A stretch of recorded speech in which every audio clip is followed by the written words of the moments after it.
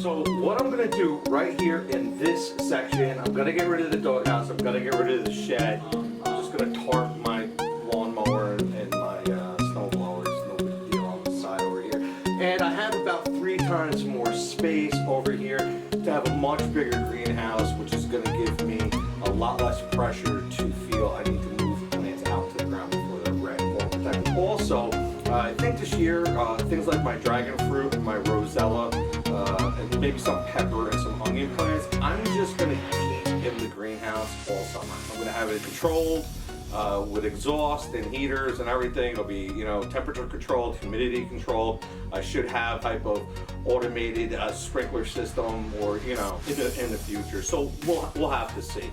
But that is definitely a plan. I just need to do a lot more research and find out what is the most cost-effective way to do this, and longevity. I want this greenhouse to last. If I have to put a little extra money into it now, so it lasts me 10 years, that's what I want. I don't want this thing blowing apart.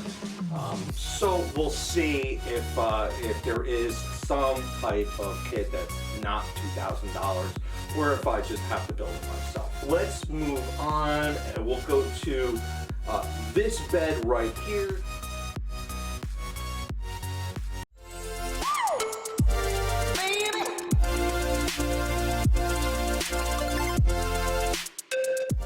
Said it's very, very, very little sun. So that brings us over to my last bed here, and I'll bring that over. We'll show you that. And that's where I put my asparagus, boop, boop, boop, boop, boop, and my strawberries right over here, boop, boop, boop, boop, boop. And they worked out really well until about late summer, early fall.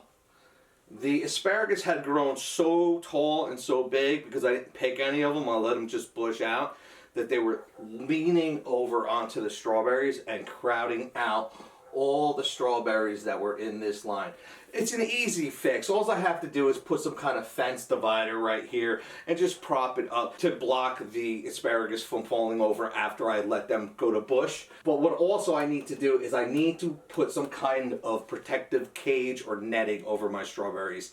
They got decimated. I'm not exactly sure if it was the birds, or if it was the rabbits, or if it was the squirrels. I don't know, but one day I would have a bunch, they would almost be right. I'd say let me wait one day, and I'd come out and they were just completely gone. Oh, that reminds me. So I'm going to protect those strawberries, but I want to bring you back to over here between my 2 tomato beds, and I have 2 luscious blueberry plants right there, and they, same thing as the strawberries. The bushes were just covered with blueberries. Covered with blueberries. I tasted a couple. They were sweet, but I knew a day or 2 more and they were just going to be so sweet. And I came back out and the whole bush, both bushes, completely stripped. Again, I don't know if it was rabbit, squirrel, or bird. I think it was a combination of all of them. So I am going to have to net that this year, especially once I start seeing those blueberries form after they've been pollinated. I'm just going to net them up or put a cage over it or something. I have plenty of chicken wire that I could put over it that will allow bees to come in and pollinate and get out. So let's move on to pretty much the end of it. Right here I have my Alberta peach tree. It's doing fantastic. I really need to get out there and clip a couple of the branches off before spring comes, because 2 shoots came out of the root ball trying to grow 2 more peach trees, and I don't want that. Plus I want to prune the peach tree into an hourglass shape, so I want to start removing the internal branches that are pointing to the center of the tree. So I will do that. I know I should have did that in the fall. Again, I'm not making excuses, but my wife had COVID and it really shut us down. So I wasn't able to do a lot of the things I wanted to do. So I'm going to go out there. I am going to prune that. But then over here I have my 5-in-1 plum tree that is doing marvelous. It was looking a little sickly last year, but then it bounced back at the end of the year before it dropped all its leaves for the fall. I am not going to prune that because, like it says, it's a 5-in-1 plum tree, which means it has 5 different plum trees grafted onto one rootstock. So if I prune it, I might just accidentally eliminate that one branch that was going to produce that one plum, and I lose an entire variety of plum. I don't want to do that, so I'm just going to kind of leave it alone. Once I see it harvest and I see branches that are producing or not producing, and I know I have more than one branch producing one type of plum, I know I can go in there and cut some of them back. So I'm going to wait for that. Now, I think really the only thing, I have this section and then one more just section up there. This section right here on my deck, I have a table right here, I have a swing right here, I have a gazebo right here, and an umbrella and 2 lounge chairs, right here. But I do have this open corner. Now last year, that's where I planted some of my determinate tomatoes. I wanted to pay attention to them the most. I put them in pots. I cared for them the most. I checked on them the most, almost to the point where it was pathological. I was constantly checking them every day. I wanted them to be perfect without being overloved, and they grew marvelous. The aromas didn't too much. But everything else, the gobstoppers, the wooden spinach peach that I can't say, and the golden nugget. Now, the wooden spinach peach was an interesting tomato with a fuzzy skin on it. It looked just like a peach, and it tasted so sweet. It just had that unusual furry skin on it that kind of like throw you off a little bit. But you know what? I didn't mind it at all. So I ate a ton of them. The gobstoppers were these tiny little, maybe olive size or no, it was even smaller because it wasn't even like a cherry tomato. It was even smaller than that. It was like a large pea.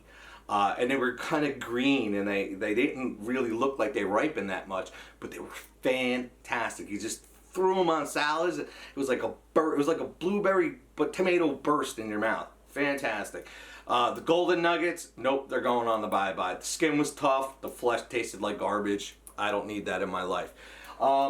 But that being said, with those, I don't think I'm going to be growing tomatoes up on my porch. We'll see how much room I have, because now I want to dedicate this area to herbs. Last year, I didn't plant any herbs, and I regretted it. I really did. But my thinking at the time was, if you don't pay attention to your herbs, they can really overgrow. Really get out of control. I mean, if you're not paying attention, mint could end up all over your yard. That would be a disaster. I knew that I was so busy with work and the COVID nightmare and everything else that was going on, learning how to video and everything else like that. I didn't think I had the ability to take care of them the way I wanted to. Now this year, now that most of my beds are in, they're performing, they're ready, they just need to be, a little bit adjusted in the spring and they'll be fine. Now that most of the hard work I did last year, I think I'm going to definitely have time. And I really want to have those herbs. I want to be able to make chimichurri or a pesto, having them for fresh meals and drying them and preserving them to have for the rest of the year. So I am definitely going to have some type of herb garden up here. I probably will put a couple pots, and I will probably utilize this railing here and maybe this railing here by putting like one of those pots that hangs over the side of the railing, and you could just be on the outside, and then this way I could kind of isolate the different herbs that I'm planting, and I don't have to overcrowd them. I could put basil by itself, and I could put tarragon here and oregano here, coriander, oregano, or I mean cilantro. Cilantro and coriander, they're the same thing, just one's the seed of the other. So that's what I'm going to do with my herbs right there. Okay, I do have other plans for my garden, like over here where I'm taking out the, you know, the My Shitty Greenhouse up here. Can you see that? Let me move it over. My Shitty Greenhouse here. That's going to be a nice big open area that is going to get partial sun for a lot of the day, but not all of the day. So I have some ideas of putting in some raised beds that are a little unconventional. And to me, I'll be honest with you, it's a pretty big experiment. So maybe I'm going to utilize that place to put that new raised bed. That's going to be experimental for me at least. And last but not least, I'll bring you back. We're going to come back over here to this section right here. And this is where I planted my watermelons and my pumpkins and some butternut squash that performed amazing. I got about 12 huge butternut squashes, and I love butternut squash. Got about 5 watermelons. They grew all the way up underneath the trellis. For whatever reason, the pumpkins and the watermelons, they loved going underneath the trampoline trellis. They were like, get me out of the sun, I don't want it. So I let them go. They didn't get that big, but there was quite a few underneath there. And then what happened was a lot of these watermelon and pumpkins, they actually went and started climbing this fence that separates my front yard from my backyard. And I had a lot of them hanging there, and I had a lot of them hanging up here on the trellis. I supported some of them, and I didn't support other ones. I should have supported them. A lot of them wind up breaking off the vine and just dropping to the ground before they were ripe or ready. But I did get about 5 great watermelons, about 6 medium to small pumpkins, and like I said, about 12 butternut squashes. So I'm going to consider that really successful, especially for me. It's not magical, but it's definitely successful. So that is it. That is everything that I have planned for this garden. Now I have this as a reference so I can always look back at it and say, yes, there was a reason why I wanted to do that. That's why I'm going to make these changes to my garden this year. Now my next step is going to be going through all my seeds that I've gotten and start organizing them. And I did buy some really fancy little cheap, but fancy seed organizers. I will bring you along for that. It'll probably be another lengthy video because there's a lot of information to cover. So I will bring you along why I'm making this decision. Maybe I'll break it up into like different categories of vegetables to make it a little bit easier to digest, because I do know that this video is going to be very long. I can see it now. So this content, please hit that like button. It really does mean a lot to me. Hit that subscribe button if you want to see when I'm going to have another videos. But you know what? It doesn't really work that well on YouTube. So what you have to do also is hit that notification bell.